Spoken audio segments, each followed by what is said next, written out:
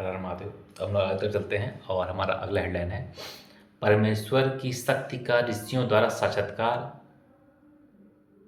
शिव के प्रसाद से प्राणियों की मुक्ति, शिव की सेवा भक्ति तथा 5 प्रकार के शिव धर्म का वर्णन। उपमन्यु जी कहते हैं, परमेश्वर शिव की स्वाभाविक शक्ति विद्या है जो सबसे विलक्षण है। वह एक होकर भी अनेक रूप से भाषित होती है, जैसे सूर्य की प्रभा एक होकर भी अनेक रूप में प्रकाशित होती है। उस विद्या शक्ति से इच्छा, ज्ञान, क्रिया, माया आदि अनेक शक्तियाँ उत्पन्न हुई हैं। ठीक उसी तरह जैसे अग्नि से बहुत सी चिंगारियाँ प्रकट होती हैं, उसी से सदाशिव, ईश्वर आदि तथा विद्या और विद्येश्वर आदि पुरुष भी प्रकट हुए हैं। प्रकृति भी उसी से उत्पन्न हुई है। महतत्व से लेकर विशेष पर्यंत सारे विकार तथा अज ब्रह्मा आदि मूर्तियाँ भी उसी से प्रकट हुई हैं। उनके सिवा जो अन्य वस्तुएं वे सब भी उसी शक्ति के कार हैं, इसमें संशय नहीं है।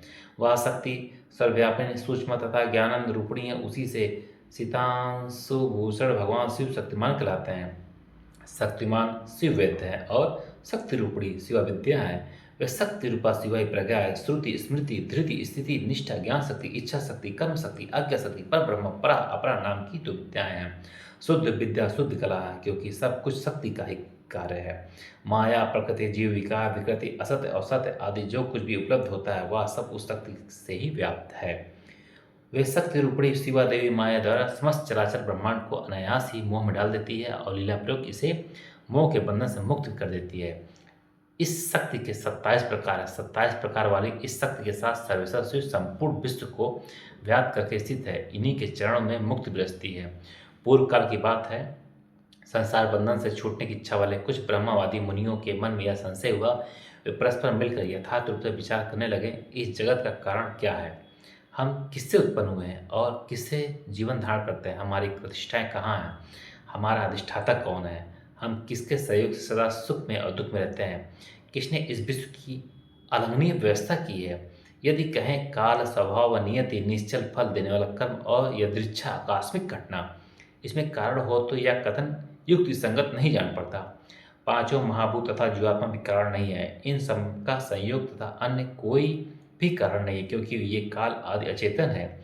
जीवात्मा के चेतन होने पर भी वह सुख दुख से अभिषिक्त तथा असमर्थ होने से इस जगत का कारण नहीं हो सकता। अतः कौन कारण है, इसका विचार करना चाहिए।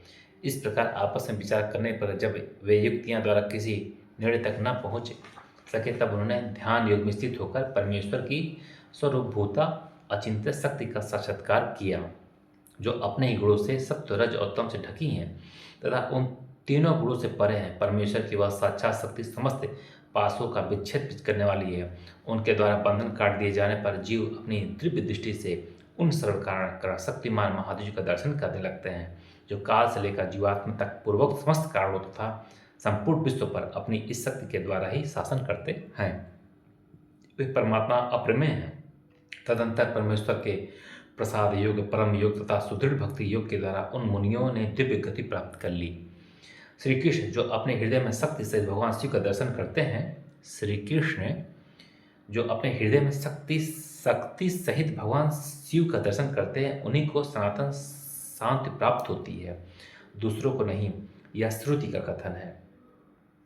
शक्तिमान का शक्ति से कभी वियोग नहीं होता, अतः शक्ति और शक्तिमान दोनों के तादात्म्य से परमानंद की प्राप्ति होती है। मुक्ति की प्राप्ति में निश्चय, ज्ञान और कर्म का कोई क्रम विवक्षित नहीं है। जब शिव और शक्ति की कृपा हो जाती है, जब शिव और शक्ति की कृपा हो जाती है तब वह मुक्ति हाथ में आ जाती है।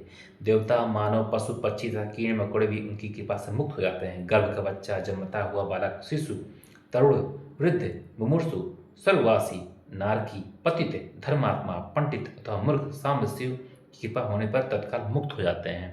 इसमें संशय नहीं है। परमेश्वर अपनी स्वाभाविक करुणा से अयोग्य भक्तों के भी विविध मलों को दूर करके उन पर कृपा करते हैं। इस पर संदेह नहीं है। भगवान की कृपा से ही भक्ति होती है, भक्ति से ही उनकी कृपा होती है। अवस्था भेद का विचार करके विद्वान पुरुष इस विषय में मोहित नहीं होता है। कृपा प्रसादपूर्वक जो यह भक्ति होती है वह भोग और मोक्ष दोनों की प्राप्ति कराने वाली है। उसे मनुष्य एक जन्म में नहीं प्राप्त कर सकता। अनेक जन्मों तक स्रोत स्मार्त कर्मों का अनुष्ठान करके सिद्ध हुए, विरक्त हुए, ज्ञान संपन्न पुरुषों पर महर्षि प्रसन्न होते हैं और कृपा करते हैं। देवेश्वर शिव के प्रसन्न होने पर उस पशु जीव में बुद्धिपूर्वक थोड़ी सी भक्ति का उदय होता है, तब वह यह अनुभव करने लगता है कि भगवान शिव मेरे स्वामी हैं। फिर तपस्यापूर्वक वह नाना प्रकार के शैव धर्मों के पालन में संलग्न होता है। उन धर्मों के पालन में बारंबार लगे रहने से उसके हृदय में पराभक्ति का प्रादुर्भाव होता है। उस पराभक्ति से परमेश्वर का परम प्रसाद उपलब्ध होता है। प्रसाद से संपूर्ण पापों से छुटकारा मिलता है और छुटकारा मिल जाने पर परमानंद की प्राप्ति होती है। जिस मनुष्य का भगवान शिव में थोड़ा सा भी भक्ति भाव है, वह 3 जन्मों के बाद अवश्य मुक्त हो जाता है। इसमें इस संसार में योनियंत्र की पीड़ा नहीं सहनी चाहिए। सांगा अंग सहित और अंगा अंग रहित जो सेवा है उसी को भक्ति कहते हैं। उसके फिर 3 भेद होते हैं, मानसिक, वाचिक और शारीरिक। शिव के रूप आदि का जो चिंतन है उसे मानसिक सेवा कहते हैं। जब आदि वाचिक सेवा है, जब आदि जो हम लोग जैसे कि जब कर रहे हैं, जब आदि वाचिक सेवा, पूजन आदि कर्म, शारीरिक सेवा जैसे कि हम लोग सुबह उठ के करते हैं, जो घंटे पूजा करते हैं, वाचिक सेवा है, पूजन आदि। इन त्रिविध साधनों से संपन्न होने जो यह सेवा है इसे शिवधर्म ही कहते हैं, शिवधर्म भी कहते हैं। परमात्मा शिव ने 5 प्रकार का शिवधर्म बताया, तप, कर्म, जप और ध्यान और ज्ञान। लिंग पूजन आदि को कर्म कहते हैं। चंद्रायण आदि व्रत का नाम तप है। वाचिक, उपांशु और मानस 3 प्रकार का जो शिव मंत्र का उपासक अभ्यास आवृत्त है उसी को जप कहते हैं।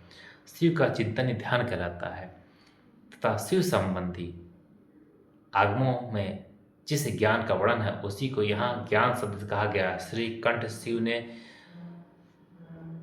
शिव ने शिवा के प्रति जिस ज्ञान का उपदेश दिया वही शिवागम है। शिव के आश्रित जो भक्तजन हैं उन पर कृपा करके कल्याण के एकमात्र साधक इसे ज्ञान का उपदेश किया जाता है। अतः कल्याणकामी बुद्धिमान पुरुष को चाहिए कि वह परम कारण शिव में भक्ति को बढ़ाए तथा विषयासक्ति का त्याग करे। हर हर महादेव।